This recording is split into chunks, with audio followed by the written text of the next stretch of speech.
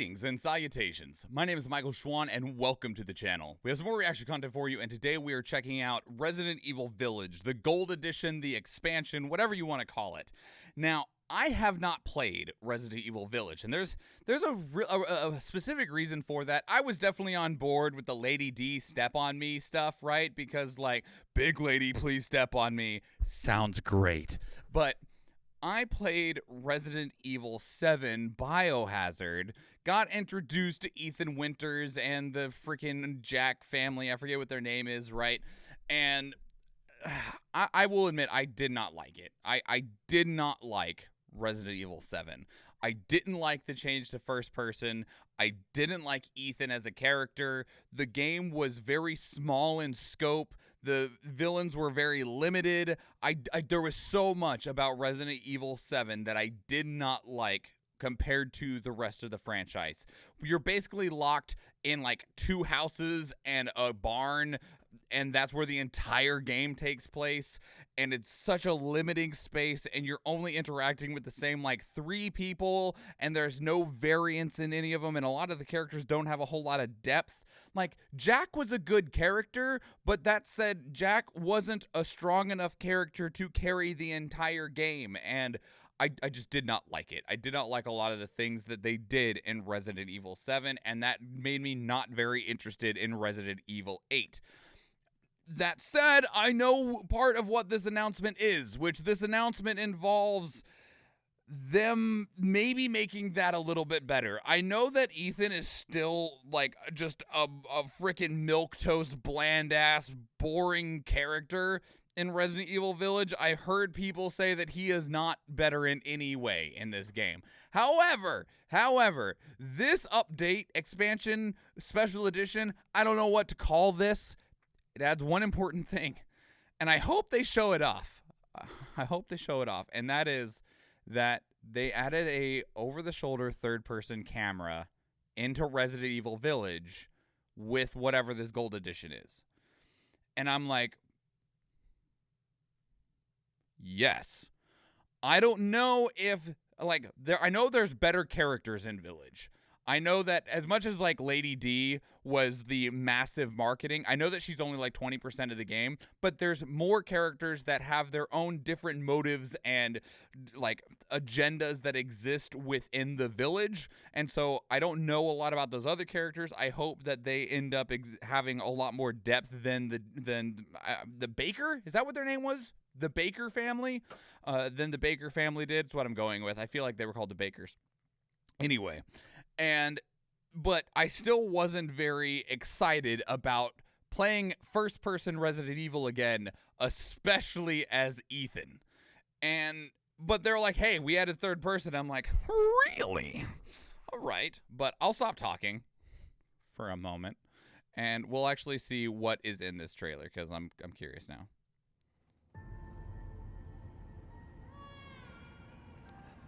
Okay, we know that this is Rose, which is Ethan's daughter. It's all right. Which this is the actual expansion to this game, is content featuring Rose. I'm not sure if how much of that we see here. I can show you things even Chris doesn't know I can do. I want to live a normal life. Seems quiet as hell. Made it a little louder. She's near death. Ew, something just moved on her hand. Shut up. What's going on here?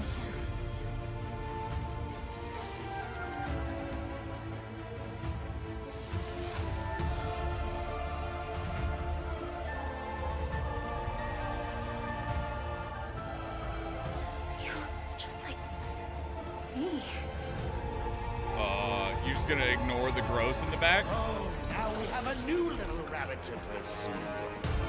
Aren't you the shopkeeper in 8? Why are you gross now? Maybe he was always gross, I don't know. Man, you know, here's the thing, actually. It's time. Marking the target. What is mercenary? Showtime! No. What next?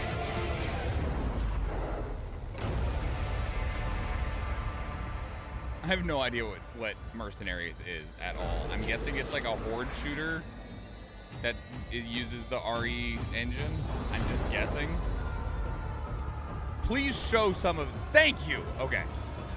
I wanted to know what this looks like. I had only seen people mention it on Twitter, but I didn't see any actual, like, pictures of it. And I was like, do they not show it? Did they just say that it was an option?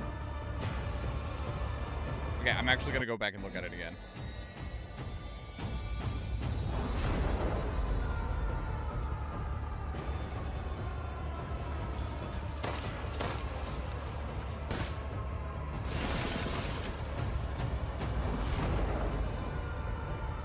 Yeah, I want to play that. I want to play that version of the game. So what is this, though? This is the Mercenaries trailer. Mercenaries was an RE4 mode with a bunch of extra missions and challenges. They also added Resident Evil 4 Mercenaries to the Oculus version. It looks like they brought it back to this. Let's see if this is the same thing as what they just showed us. It's longer, though, so I don't think it is.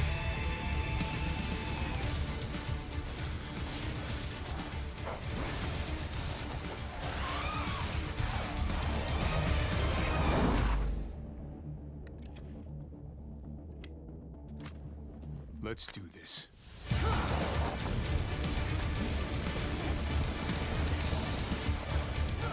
What are these, like, wannabe 40K Space Marine looking things?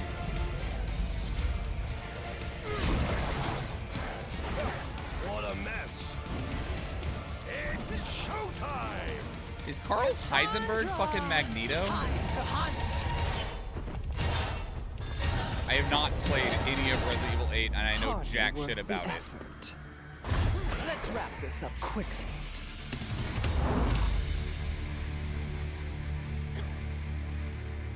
I did love seeing Chris in the 7 one.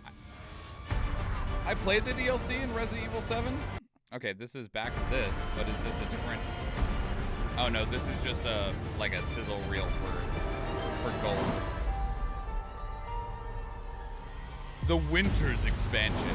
So one thing I do want to comment on, though, is like looking at this Rose DLC trailer, right? Chris doesn't know I can do. One of the things is that the way that they presented this, especially with this shot right here, they could have just presented this as its own game. Like, it felt like its own game. Obviously, it's 16 years later. We're playing as Rose, which is Ethan's daughter, and we don't know where Ethan is. Chris is apparently still around, although he's going to be 16 years older, so the dude's probably getting a little gray in the beard. He was getting a little gray in the beard, actually, at the beginning of 8, at least for the pictures that I saw. And I was like, they could have just presented this and labeled their own, like, standalone game called Shadows of Rose, and I would have been like, the fuck's that? That looks cool. Kind of Resident Evil vibes, but not Resident Evil. That looks fucking sick. I want to play it, right? Like that. Like this felt like its own game, but I was like, that's neat. That was cool. It kind of makes me think of like Xenoblade DLC, Xenoblade Chronicles 2, a DLC that was called Torna, the Golden Country, and it was its own basically standalone game, and this feels very, very similar in that aspect. So that was neat, and like this actually is more interesting to me than Resident Evil 8 is as a whole, with the exception of this over-the-shoulder gameplay, right? This over-the-shoulder point of view makes me at least willing to play Resident Evil 8, because I will admit, before they announced that, I was like, oh god, someone's gonna have to like pay me, because I don't want to play it. And if Resident Evil 9 is first person again, I'm not going to want to play that one either. Although I wonder if Resident Evil 9 will just be Rose now, because I feel like largely they try to, within Resident Evil, have a timeline.